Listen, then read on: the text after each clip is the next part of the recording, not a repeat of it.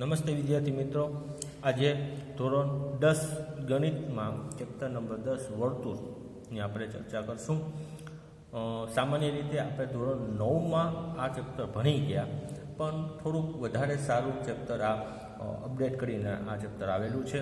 તો પહેલાં તો વર્તુળ કોને કહેવાય કે એક સમતલના એક ચોક્કસ બિંદુ એટલે કે કેન્દ્રથી અચળ અંતરે એટલે કે ત્રિજ્યા જે આવેલા બિંદુઓનો જે સમૂહ છે એને શું કહેવાય તો કે વર્તુળ કહેવાય. પહેલી આકૃતિમાં તમે જુઓ કે એક વર્તુળ આપેલો છે અને એની બારોબાર એટલે કે વર્તુળની બારોબાર એક પીક્યુ રેખા આપેલી છે. બરાબર, તમે જુઓ તો કે પીક્યુ રેખા અને વર્તુળ એકબીજાને ક્યાંય પણ સ્પર્શ થતી નથી. તો એના માટે શું કહે છે, જો કે આકૃતિ 1માં રેખા PQ વર્તુળને કોઈ સામાન્ય બિંદુ નથી. સામાન્ય બિંદુ એટલે વર્તુળ અને રેખા એકબીજાને ક્યાંય સ્પર્શ બિંદુ નથી. બરાબર, એકબીજાને ક્યાંય છેદતી નથી એટલે એને સામાન્ય બિંદુ નથી. આ કિસ્સામાં રેખા PQ વર્તુળને છેદતી નથી. બીજી તમે આકૃતિ જો તો અહીંયા વર્તુળ છે, એમાં જે PQ રેખા છે એને બે જગ્યાએ છેદે છે, બિંદુ A અને બિંદુ B. બરાબર, આકૃતિ 2માં રેખા PQ અને વર્તુળને બે સામાન્ય બિંદુઓ A અને B છે. આ વિકલ્પમાં રેખા PQ ને વર્તુળની છેદિકા કહેવામાં આવે છે. બરાબર, વર્તુળ જ્યારે રેખા જ્યારે વર્તુળને છેદે, બરાબર, તેને છેદિકા કહેવામાં આવે છે. હવે આકૃતિ 3ની વાત કરો તો કે રેખા અને વર્તુળમાં ફક્ત એક જ બિંદુમાં છેદે. બરાબર, તો આ સમયમાં જે PQ રેખા છે, બરાબર છે, એ વર્તુળનો સ્પર્શક કહેવાય. શું કહેવાય? સ્પર્શક, કારણ કે એક બિંદુમાં સ્પર્શે છે. બરાબર, ઉપરની આકૃતિમાં બે બિંદુમાં છેદે એટલે એ છેદિકા કહેવાશે, અને અહીંયા એક બિંદુમાં છેદે એટલે કે એને સ્પર્શક કહેવામાં આવે છે. હવે સ્પર્શકની સમજૂતી કે વર્તુળનો સ્પર્શક વર્તુળને ફક્ત એક જ બિંદુમાં છેદતી એક રેખા છે. વર્તુળ અને સ્પર્શકના સામાન્ય બિંદુને સ્પર્શ બિંદુ કહેવામાં આવે છે. આકૃતિ 3માં PQ સ્પર્શક છે તથા બિંદુ A શું કહેવાય? સ્પર્શ બિંદુ કહેવામાં આવે છે. હવે અહીંયા આકૃતિ તમે જો, બરાબર, તો કેવી છે તો કે PQ રેખા છે એ બિંદુ P ને સ્પર્શે છે. તો બિંદુ A એટલે કે જે સ્પર્શ બિંદુ છે એ અને વર્તુળનું કેન્દ્ર વચ્ચે એક રેખાખંડ દોરેલો છે. શું દોરેલો છે? આ રેખાખંડ. આ રેખાખંડને અભિલંબ કહેવામાં આવે. શું કહેવામાં આવે? અભિલંબ. જો સ્પર્શ બિંદુમાંથી પસાર થતી ત્રિજ્યાને સમાવતી રેખાને તે બિંદુએ વર્તુળનો અભિલંબ કહેવામાં આવે છે. અહીં આકૃતિમાં PQ સ્પર્શક છે, બિંદુ A માંથી દોરેલ અભિલંબ OA છે. હવે યાદ રાખવાનું, બરાબર છે, જે મહત્વના પોઈન્ટ, બરાબર, જે દાખલામાં કામ આવે, MCQમાં કામ આવે, ખરા ખોટામાં કામ આવે, બરાબર, આ બધા તમારે યાદ રાખવાના. વર્તુળ પરના દરેક બિંદુમાંથી વર્તુળને એક અને માત્ર એક જ સ્પર્શક બિંદુ હોય છે. વર્તુળ પર અસંખ્ય બિંદુઓ હોવાથી કોઈ પણ વર્તુળને અસંખ્ય સ્પર્શકો હોય છે. ત્રીજું, વર્તુળના અંદરના ભાગમાં રહેલ બિંદુમાંથી વર્તુળને એક પણ સ્પર્શક હોતા નથી. એના પછી વર્તુળના બહારના ભાગમાં આવેલ કોઈ પણ બિંદુમાંથી વર્તુળને બે સ્પર્શકો દોરી શકાય છે. બરાબર, વર્તુળ હોય તો બહારના ભાગમાંથી તમારે કોઈ રેખા દોરો તો તમે બે સ્પર્શક દોરી શકો, જેમાં છેદિકાને અનુરૂપ જીવામાં બે અંત્ય બિંદુઓ સંપાતી હોય એવી છેદિકાનો વિશિષ્ટ કિસ્સાએ એ વર્તુળનો સ્પર્શક કહેવામાં આવે છે. વર્તુળની કોઈ છેદિકાને સમાંતર હોય તેવા વર્તુળના 2 થી વધુ સ્પર્શકો ન હોઈ શકે. વર્તુળની કોઈ આપેલ છેદિકાને સમાંતર હોય તેવા બરાબર બે સ્પર્શક જ હોય. બરાબર, વર્તુળ દોરેલો હોય અને બે છેદિકા એવી હોય કે જે એકબીજાને કેવી હોય? સમાંતર જ હોય. બરાબર, એનાથી બીજી તમે કંઈ વધારે સ્પર્શકો દોરી શકતા નથી. પ્રમેય 10.1 વર્તુળના કોઈ બિંદુએ દોરેલ સ્પર્શક સ્પર્શ બિંદુમાંથી પસાર થતી ત્રિજ્યાને લંબ હોય છે. બરાબર, વર્તુળના કોઈ બિંદુએ દોરેલ સ્પર્શક સ્પર્શ બિંદુમાંથી પસાર થતી ત્રિજ્યાને શું હોય છે તો કે લંબ હોય છે. જે આપણે ઉપરની આકૃતિ દોરી એ અભિલંબવાળી. બરાબર, એની પ્રમેય 10.1 કીધું આપણને. હવે આપણે સ્વાધ્યાય 10.1ની વાત કરે. બરાબર, 10.1માં પ્રશ્નો પહેલો શું કીધો છે એની આપણે ચર્ચા કરીએ કે વર્તુળને કેટલા સ્પર્શક હોય? કે વર્તુળને અસંખ્ય સ્પર્શકો હોય છે. વર્તુળના દરેક બિંદુમાંથી વર્તુળને એક સ્પર્શક હોય, આથી વર્તુળને અસંખ્ય સ્પર્શકો હોય છે. હવે આપણે વાત કરીએ પ્રશ્ન નંબર 2 ની. પ્રશ્ન નંબર 2 ની વાત કરો તો ખાલી જગ્યા પૂરો. બરાબર, કે સ્પર્શકને વર્તુળને ખાલી જગ્યા બિંદુમાં છેદે, એક બિંદુમાં છેદે. વર્તુળને 2 બિંદુમાં છેદતી રેખાને છેદિકા કહેવામાં આવે છે. વર્તુળને વધુમાં વધુ 2 સમાંતર સ્પર્શકો હોય છે. વર્તુળ અને સ્પર્શકના સામાન્ય બિંદુને સ્પર્શ બિંદુ કહેવામાં આવે છે. બરાબર, આ તમારે ખાલી જગ્યામાં પરીક્ષામાં પૂછી શકાય છે. હવે આપણે વાત કરીએ પ્રશ્ન નંબર 3 ની. પ્રશ્ન નંબર 3 શું કીધું, પહેલા તો એની રકમ જોઈ લઈએ આપણે. 5 સેમી ત્રિજ્યાવાળા વર્તુળના કોઈ બિંદુ P આગળ દોરેલ એક સ્પર્શક PQ કેન્દ્ર O માંથી પસાર થતી રેખાને Q બિંદુએ છેદે છે. OQ નું માપ 12 સેન્ટીમીટર છે, તો PQ ની લંબાઈ શોધો. તો 4 ઓપ્શન આપેલા છે આપણને. બરાબર છે. હવે 4 ઓપ્શનમાં બરાબર જે રકમ છે એ પ્રમાણે આકૃતિ દોરી. રકમ પ્રમાણે શું કીધું કે ભાઈ 5 સેન્ટીમીટરનો એક વર્તુળ છે, એટલે OPનું માપ કેટલું થાય, 5 સેન્ટીમીટર. બરાબર છે. જેનું P બિંદુ એ બરાબર એક સ્પર્શક છે. કયો સ્પર્શક, તો કે PQ સ્પર્શક છે. બરાબર છે. અને O થી Q નું માપ કેટલું આપ્યું, તો કે 12 સેન્ટીમીટર આપેલું છે. તો P થી Q નું માપ આપણે શોધવાનું છે. 5 સેમી ત્રિજ્યાવાળું વર્તુળ જેનું કેન્દ્ર O છે, બિંદુ P આગળ દોરેલ સ્પર્શક PQ કેન્દ્ર O માંથી પસાર થતી રેખાને Q બિંદુએ છેદે છે. OQ નું માપ 12, OP નું માપ 5. હવે ત્રિકોણ અહીંયા તમે જોઈ શકો છો. બરાબર, સ્પર્શક બિંદુ અને જે ત્રિજ્યા છે એ બે વચ્ચે તો હંમેશા કેટલાનો ખૂણો બને, તો કે 90 નો બને. આ કાટકોણ ત્રિકોણ થયો. તો એની સામે OP શું થાય, OQ શું થાય, કર્ણ થશે. તો ત્રિકોણ OPQ માં ખૂણો P 90 નો છે. એ તો આપણે 10 પોઈન્ટ પ્રમેય 10.1 મુજબ. બરાબર છે. હવે અહીંયા પાયથાગોરસનો પ્રમેય લગાડીએ તો કર્ણનો વર્ગ બરાબર બે બાજુના વર્ગનો સરવાળો, એટલે OQ વર્ગ બરાબર OP વર્ગ વત્તા PQ નો વર્ગ. PQ નો વર્ગ જોતો હોય આપણે તો OQ વર્ગમાંથી OP નો વર્ગ આપણે બાદ કરવો પડે. તો 12 નો વર્ગ અને 5 નો વર્ગ, 144 માંથી તમે 25 બાદ કરો તો 119 એ PQ નો વર્ગ છે. ખાલી P જોતા હોય તો વર્ગ છે કેમાં ફેરવાઈ જાય, વર્ગમૂળમાં ફેરવાઈ જાય. તો PQ વર્ગમૂળમાં 119 સેન્ટીમીટર આપણો જવાબ.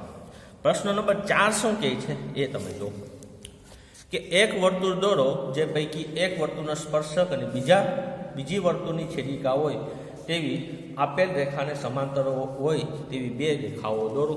બરાબર, આપણે અહીં જોઈ શકો તમે આકૃતિમાં એક વર્તુળ દોરેલો છે. એક રેખા એવી છે કે વર્તુળની છેદિકા છે. બરાબર, એટલે ધારો કે N છે એની છેદિકાને A અને B બિંદુમાં છેદે. બીજી રેખા એવી છે કે વર્તુળને સ્પર્શે છે, એટલે P બિંદુમાં સ્પર્શે છે. અને ત્રીજી રેખા એવી છે કે જે વર્તુળને છેદતી નથી ને સ્પર્શતી પણ નથી, જેને આપણે L રેખા કીધી. અહીં રેખા L એ આપેલ રેખા છે, તથા રેખા M અને રેખા N એ રેખા L ને સમાંતર રેખાઓ છે. રેખા M એ આપેલ વર્તુળને P બિંદુએ સ્પર્શતો સ્પર્શક છે. રેખા N એ આપેલ વર્તુળને બિંદુઓ A અને B બિંદુમાં છેદતી શું છે, તો કે છેદિકા છે. હવે આપણે 9 પોઈન્ટની વાત કરીએ કે સમતલના કોઈ બિંદુમાંથી વર્તુળના સ્પર્શકોની સંખ્યાની વાત કરીએ કે વર્તુળની અંદર આપેલા બિંદુમાંથી વર્તુળને કોઈ સ્પર્શક જ ન મળે.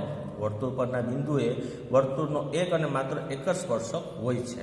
વર્તુળની બહારના બિંદુમાંથી વર્તુળને 2 સ્પર્શકો મળે છે, બારોબારની જગ્યાએ. બરાબર, હવે સ્પર્શકની લંબાઈની વાત કરીએ કે વર્તુળની બહારના બિંદુ P અને P માટે દોરેલ સ્પર્શકના બરાબર બહારનો બિંદુ P અને P બિંદુમાંથી દોરેલ સ્પર્શક, ધારો કે PT સ્પર્શક દોરેલો છે. બરાબર, વર્તુળના સાથેના સ્પર્શ બિંદુ એટલે T સ્પર્શ બિંદુ જોડતા રેખાખંડની લંબાઈને P થી વર્તુળ પરના સ્પર્શ બિંદુ સુધીની શું કહેવાય, સ્પર્શકની શું કહેવાય, કે લંબાઈ કહેવામાં આવે છે.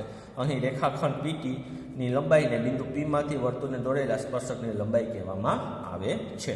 બરાબર, હવે જે મહત્વનું પરીક્ષાને ધ્યાનમાં રાખીને બરાબર પ્રમેય 10.2 3 માર્કમાં આ પરીક્ષામાં પૂછાય છે. શું કે વર્તુળની બહારના બિંદુમાંથી દોરેલા સ્પર્શકોની લંબાઈ કેવી છે, તો કે સમાન છે. ધારો કે આપણે એક વર્તુળ દોરેલો છે ને P બિંદુ આપણે શું આપેલું છે, બારોબાર આપેલું છે. હવે અહીંયા 2 સ્પર્શકો દોરીએ, PR અને PQ. બરાબર છે. હવે O થી Q અને O થી R એ તો વર્તુળની ત્રિજ્યા છે. બરાબર, હવે આપણે સાબિત એ કરવાનું કીધું કે PQ નું માપ અને PR નું માપ કેવું છે, તો કે સરખું છે, એવું આપણે સાબિત કરવાનું છે. હવે અહીંયા આકૃતિમાં તમે જો કે વર્તુળના કેન્દ્રથી એક આપણે રેખાખંડ દોરેલો છે, જે કોને જોડાણ થાય છે તો કે બિંદુ બારોબાર વર્તુળના બારોબારના બિંદુ પીને જોડાય છે. હવે પક્ષમાં શું આવ્યું કે ઓ કેન્દ્રવાળું વર્તુળની બહારનું બિંદુ પી અને બહારના બિંદુ પીમાંથી વર્તુળને સ્પર્શકો પી ક્યુ અને પી આર આપેલા છે. સાધ્ય શું સાબિત કરવાનું છે કે પી ક્યુ અને પી આરનું માપ કેવું છે તો કે સરખું છે. સાબિતી ઓ કેન્દ્રવાળા વર્તુળની બહાર બિંદુ પી આપેલ છે તથા પી ક્યુ અને પી આર વર્તુળના શું છે સ્પર્શકો છે. પી આર અને પી ક્યુ શું છે વર્તુળના સ્પર્શકો છે અને પી બારોબારનું બિંદુ છે. હવે તમારે શું કરવાનું તો કે ઓ પી, ઓ ક્યુ અને ઓ આર બરાબર એને જોડો તો તમને અહીંયા ખૂણો ઓ ક્યુ પી અને ખૂણો ઓ આર પી કેવા મળશે તો કાટખૂણા મળશે. આપણે ખબર છે કે સ્પર્શક બિંદુ બરાબર છે અને ત્રિજ્યા વચ્ચે બરાબર સ્પર્શ રેખા અને બિંદુ વચ્ચે તમે જો તો 90 અંશનો કાટખૂણો બને છે, જે આપણે પ્રમેય 10.1 પ્રમાણે આપણે વાત કરીએ તો વાત કરો તો અહીંયા 2 ત્રિકોણો છે. કેટલા ત્રિકોણ છે? 2 ત્રિકોણ. પહેલો ત્રિકોણ ઓ ક્યુ પી અને બીજો ત્રિકોણ ઓ આર પી. એમાં ખૂણો ક્યુ 90 અને ખૂણો આર 90 છે. હવે નોર્મલી તમે જો તો કે ઓ ક્યુ અને ઓ આરનું માપ કેવું છે સરખું. શું કામ કે બંનેની ત્રિજ્યા કેવી છે સરખી, એટલે કે વર્તુળની ત્રિજ્યા છે. પછી ઓપી અને ઓપી એ શું છે આપણી સામાન્ય બાજુ છે અને ખૂણો ક્યુ અને ખૂણો આર એ શું છે તો કે કાટખૂણો છે. કેવો છે? કાટખૂણો. તો કાકબા કાટખૂણો કર્ણ અને બાજુ બરાબર છે. એ પ્રમાણે બંને ત્રિકોણો કેવા થાય તો કે એકરૂપ થાય. તો એકરૂપ હોય તેના અંગો પણ કેવા હોય તો કે એકરૂપ હોય. એનું મતલબ એમ પી ક્યુ અને પી આરના માપ પણ કેવા હોય સરખા. કયા પ્રમાણે? સીપીસીટી પ્રમાણે. ધોરણ 9 આપણે યાદ હોય તો બરાબર. આ ખાસ મહત્વનું બરાબર. હવે સમકેન્દ્રી વર્તુળની વાત કરે કે એક જ સમતલમાં આવેલા સમાન કેન્દ્ર પરંતુ ભિન્ન ભિન્ન ત્રિજ્યાઓ ધરાવતા વર્તુળને સમકેન્દ્રી વર્તુળો કહેવામાં આવે છે. તમે આકૃતિ જો તો એક નાનો વર્તુળ R1 છે ને એક મોટો વર્તુળ R2 છે. પણ બંનેના વર્તુળના કેન્દ્ર કેવા છે? સરખા છે બરાબર છે. તો આવા જે વર્તુળ હોય એને સમકેન્દ્રી વર્તુળ કહેવામાં આવે છે. હવે ધારો કે વર્તુળને એકબીજાથી છેદવામાં આવે બરાબર, 2 વર્તુળનો છેદ. તો કોઈ સમતલમાં આપેલ 2 વર્તુળની ત્રિજ્યાઓ R1 અને R2 હોય, એટલે કે 2 વર્તુળ અલગ અલગ હોય, તો તે 2 વર્તુળના છેદ માટે 3 પરિસ્થિતિ શક્ય છે, જેનો આધાર R1 R2 એટલે કે R1 એટલે પહેલા વર્તુળની ત્રિજ્યા, R2 એટલે બીજા વર્તુળની ત્રિજ્યા, અને તે વર્તુળના કેન્દ્ર O1 અને O2 વચ્ચેના અંતર D પર આધાર રાખે છે. એટલે O1 થી O2 વચ્ચેનું જે અંતર એને D છે આ એના ઉપર આધાર રાખશે બરાબર. તો પહેલા વર્તુળની વાત કરીએ તો એવા વર્તુળ છે બરાબર કે 2 વર્તુળો 2 ભિન્ન બિંદુઓ A અને B માં છેદે છે. તમે જોઈ શકો છો કે આપણે 2 વર્તુળ એકબીજા આરે છેદ્યા, તો A બિંદુમાં છેદે અને B બિંદુમાં છેદે બરાબર. તો અહીંયા માપ શું થશે એની વાત કરે. ધારો કે વર્તુળ 1 અને 2 ની તમે બાદબાકી કરો તો એમાં Dનું મૂલ્ય વધારે હશે અને R1 અને R2 નો સરવાળો કરો તો વધારે હશે D કરતાં. એટલે કે વર્તુળના 2 વર્તુળના કેન્દ્રનું અંતર એ 2 ત્રિજ્યાના સરવાળા કરતાં ઓછું હશે. બીજું, 2 વર્તુળો પરસ્પર બહારની તરફ અથવા તો અંદરથી સ્પર્શે બરાબર છે, બારોબાર એક જ બિંદુમાં છે જોઈ લો. તો અહીંયા તમે 2 વર્તુળની ત્રિજ્યાનો સરવાળો કરશો તો એ તમને કેવું મળશે તો કે D બરાબર મળશે. અંદરની સાઈડ તમે સ્પર્શ કરશો તો D તમને કેવો મળશે તો કે પહેલા વર્તુળમાંથી બીજો વર્તુળ બાદ કરો. આને માનાંકમાં રાખ્યો. શું કામ કે હંમેશા મૂલ્ય કેવું હોય? ધન હોય. એટલે માનાંકમાં ઋણ આવે તો પણ એ ધનમાં પરિવર્તન થઈ જાય. પછી ધારો કે 2 વર્તુળ જુદા છે, છેદતા નથી, બારોબારની તરફ છેદતા નથી, તો આ પરિસ્થિતિમાં Dનું મૂલ્ય હંમેશા મોટું હશે. કોના કરતાં? કે બંને ત્રિજ્યાનો સરવાળો કરો તો પણ Dનું મૂલ્ય કેવું હશે? વધારે જ હશે. અને જો અંદર તરફ હોય અને એકબીજાને છેદે નહીં ત્યાં શું થશે કે બંને ત્રિજ્યાની તમે બાદબાકી કરશો તો એ મોટું થશે. કોના કરતાં? તો કે D કરતાં બરાબર છે. તો આ તમારે ખાસ ધ્યાનમાં રાખવાનું છે. હવે આવશે સ્વાધ્યાય 10.2. એમાં પહેલો પ્રશ્ન કહે છે, પહેલો પ્રશ્ન શું કહે છે સ્વાધ્યાય 2.2 માં બરાબર. આમ નોર્મલી MCQ ટાઈપનો આપેલો છે, પણ આપણે ગણતરી કરીને આપણે દાખલો ગણશું બરાબર. શું કહે છે કે બિંદુ Q માંથી દોરેલા વર્તુળના સ્પર્શકની લંબાઈ 24 સેન્ટીમીટર અને વર્તુળના કેન્દ્રથી તેનું અંતર 25 સેન્ટીમીટર હોય તો વર્તુળની ત્રિજ્યા ખાલી જગ્યા થાય. 4 માંથી ગમે એક ઓપ્શન છે, તો તમારે ગણતરી કરીને તમારે મેળવવાનું. હવે શું કીધું? એની આકૃતિ દોરી, બરાબર છે કે બિંદુ ક્યુમાંથી દોરેલ વર્તુળના સ્પર્શકની લંબાઈ 24 સેન્ટીમીટર છે. હવે ધારો કે વર્તુળનું કેન્દ્ર પી છે અને ક્યુમાંથી દોરેલ સ્પર્શ બિંદુ ક્યુ છે ટી છે, બરાબર, અને પીટી છે સ્પર્શ બિંદુમાંથી દોરેલ ત્રિજ્યા છે, બરાબર. પીક્યુનું માપ કેટલું આપેલું? 25 સેન્ટીમીટર આપેલું અને ક્યુટીનું માપ 24 સેન્ટીમીટર. આપણે પીટીનું માપ ગોતવાનું છે. તો ત્રિકોણ PTQમાં ખૂણો T 90 છે. પાયથાગોરસના પ્રમેય પ્રમાણે આપણે વાત કરીએ તો છેલ્લે તમે જોઈ સાવ સહેલી જ વસ્તુ છે. પીટીનું માપ કેવું આવ્યું? તો કે 7 સેન્ટીમીટર. વિકલ્પ કયો છે? એ વિકલ્પ આપણને મળ્યો. પછી 2 નંબરની વાત કરીએ. 2 નંબરની આકૃતિ તમે આપેલી જ છે બાજુમાં, બરાબર છે. આકૃતિમાં પીટી અને ટીક્યુ એ ટીપી અને ટીક્યુ એ કે ઓ કેન્દ્રવાળા વર્તુળના ખૂણો POQ 110 બને એવા સ્પર્શકો છે. તો ખૂણો PTQ એટલે કે આ ખૂણો આપણે ગોતવાનો છે, બરાબર. હવે કઈ રીતે દાખલો બને એની વાત કરે. તમે આકૃતિ જાઓ તો એક ચતુષ્કોણ બને, બરાબર. ખૂણો P, ખૂણો O, ખૂણો Q, ખૂણો T બરાબર 360. હવે આપણે ખબર છે કે સ્પર્શક આગળ કેટલાનો ખૂણો બને? તો કે 90નો બને. એ તો આપણે ખબર જ છે. અહીંયા જો તો એક ચતુષ્કોણ છે. ચતુષ્કોણના 4 ખૂણાનો સરવાળો કેટલો થાય? 360. ખૂણો P એટલે 90, O 110 આપેલો છે. ખૂણો Q એટલે 90, ખૂણો T આપણે શોધવાનો છે, બરાબર 360, બરાબર. આ 90 શું કામ મૂક્યા? પ્રમેય 10.1 પ્રમાણે, બરાબર. તો તમે જ્યારે ખૂણો T મળે કેટલાનો મળશે? 70નો. તો તમે PTQ લખો, એક ખૂણો T લખો, બે સરખું જ છે. કેટલાનો મળ્યો? 70નો. વિકલ્પ કેટલાનું બન્યું? તો કે 2 નંબરનો વિકલ્પ છે. એવી રીતે તમે 3 નંબરનો દાખલો કરવાની કોશિશ કરજો. એ પણ સાવ સહેલો જ છે, બરાબર છે. હવે દાખલા નંબર 6 ની વાત કરે. દાખલા નંબર 6 માં શું કીધું? જો કે વર્તુળના કેન્દ્રથી 5 સેન્ટીમીટર અંતરે આવેલા બિંદુ એ થી દોરેલા સ્પર્શકની લંબાઈ 4 સેન્ટીમીટર છે. તો વર્તુળની ત્રિજ્યા શોધો, બરાબર. વર્તુળના કેન્દ્રથી 5 સેન્ટીમીટર અંતર આવેલ એક બિંદુ છે અને એનો જે સ્પર્શકની લંબાઈ છે 4 સેન્ટીમીટર છે. ધારો કે આપણે વાત કરીએ વર્તુળથી કોઈ બિંદુ એ છે, બરાબર છે, ને એનું અંતર કેટલું છે? 5 સેન્ટીમીટર અને સ્પર્શકની લંબાઈ 4 સેન્ટીમીટર છે. તો વર્તુળની ત્રિજ્યા PB આપણે ગોતવાની છે. AB એ P કેન્દ્રવાળો વર્તુળનો સ્પર્શક છે અને B સ્પર્શ બિંદુ છે. P એ 5 સેન્ટીમીટર, AB 4 સેન્ટીમીટર. ત્રિકોણ કયો બન્યો? PAB. B કેટલાનો છે? 90નો છે. પાયથાગોરસનો પ્રમેયનો તમે યુઝ કરો એટલે PB બરાબર કેટલા મળ્યા તમને? તો કે 3 સેન્ટીમીટર વર્તુળની ત્રિજ્યા આપણને મળી, બરાબર. હવે આવશે દાખલા નંબર 7. દાખલા નંબર 7માં શું કીધું? કે 2 સમકેન્દ્રી વર્તુળની ત્રિજ્યાઓ 5 સેન્ટીમીટર અને 3 સેન્ટીમીટર છે. મોટા વર્તુળની જીવા નાના વર્તુળને સ્પર્શે છે. તો તેની લંબાઈ શોધો. જે જીવા છે, મોટા વર્તુળની જે જીવા છે નાના વર્તુળને સ્પર્શે તે એટલે કે એબીનું માપ આપણે ગોતવાનું છે. કોનું માપ ગોતવાનું છે? એબીનું. હવે P કેન્દ્રવાળા 2 સમકેન્દ્રી વર્તુળો C1 અને C2 છે. ધારો કે મોટું વર્તુળ C1 અને નાનું વર્તુળ C2. C1ની જે ત્રિજ્યા છે એટલે કે મોટા વર્તુળની 5 સેન્ટીમીટર છે. C2ની ત્રિજ્યા નાના વર્તુળની ત્રિજ્યા 3 સેન્ટીમીટર છે. હવે C1ની જે જીવા છે એ AB એ C2ને એટલે કે નાના વર્તુળને બિંદુ M માં છેદે છે, બરાબર. અને P થી નાના વર્તુળની ત્રિજ્યા આપેલી છે 3 સેન્ટીમીટર એટલે PM આપણે 3 સેન્ટીમીટર આપેલું છે. એટલે P એ 5 સેન્ટીમીટર, બરાબર છે. જે મોટા વર્તુળની ત્રિજ્યા આપેલી ને PM અને નાના વર્તુળની ત્રિજ્યા, બરાબર. આપણે શોધવાનું શું છે? તો કે જીવા ગોતવાની છે.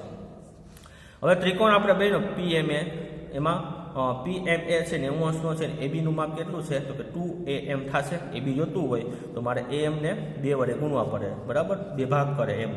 તો AMનું માપ મળી જાય તો એને 2 વડે ગુણી નાખો એટલે કોનું માપ મળી જાય? તો કે ABનું માપ મળી જાય. તો પાયથાગોરસના પ્રમેય પ્રમાણે વાત કરો તો AMનું માપ કેટલું મળે? 4 મળે, બરાબર. નાના વર્તુળ ત્રિકોણ છે એનો તમે પાયથાગોરસના પ્રમેય પ્રમાણે તમે ગોતશો એટલે AM કેટલા મળશે? 4. તો 4 ને 2 વડે તમે ગુણાકાર કરશો તો ABનું માપ એટલે કે મોટા વર્તુળની જીવા, બરાબર છે, કેટલી મળી? 8 સેન્ટીમીટર મળી, બરાબર. હવે પરીક્ષામાં, બરાબર છે, આપણો 70% વાત કરે, 25% કોર્સની વાત કરે, બરાબર છે, બરાબર. તો આ પ્રમાણે તમારે પરીક્ષામાં આમાંથી પૂછાવાની શક્યતા રહી છે, બરાબર. ખાસ તમારે ધ્યાનમાં રાખવાનું.